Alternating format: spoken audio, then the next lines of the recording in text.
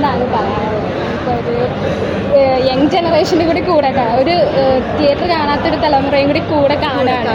എന്താണ് പറയാനുള്ളത്? അത്ര നല്ലൊരു മൂവിയാണ്. അവർക്കും കൂടി ബിഗ് സ്ക്രീനിൽ കാണാൻ സാധിച്ചതിൽ തന്നെ വലിയ സന്തോഷമാണ്.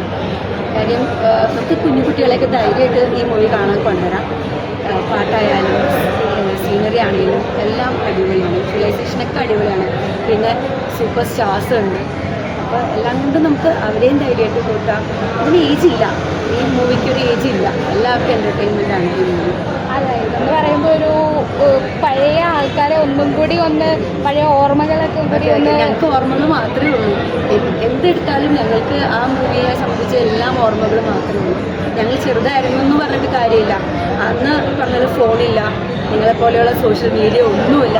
എങ്കിൽ പോലും ഞങ്ങളുടെ മനസ്സിൽ 100 കൂടുതൽ വേണമെങ്കിൽ പറയാം. ഈ ആർക്കും മണിച്ചേട്ടൻ്റെ അടുത്താണെങ്കിലും സുകുമാരി അമ്മയുടെ അടുത്താണെങ്കിലും ജയറാമേട്ടൻ്റെ അടുത്താണെങ്കിലും സുരേഷേട്ടൻ്റെ അടുത്താണെങ്കിലും ആരുടെ അടുത്തായാലും നമുക്ക് കുറേ ഉണ്ട് അവരായിട്ടുള്ള മൊമെൻറ്റ്സ് പറയാനും ഷെയർ ചെയ്യാനായിട്ട്.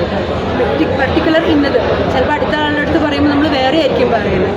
നമുക്ക് അത്രയും ഉള്ളതുകൊണ്ട് നമുക്ക് എല്ലാം സന്തോഷം തരുന്ന കാര്യങ്ങൾ തന്നെയാണ് എല്ലാം ഈ മൂവി കൊണ്ട്. ഇപ്പോഴും 27 വർഷങ്ങൾക്ക് ശേഷവും സന്തോഷം മാത്രമേ ഉള്ളൂ.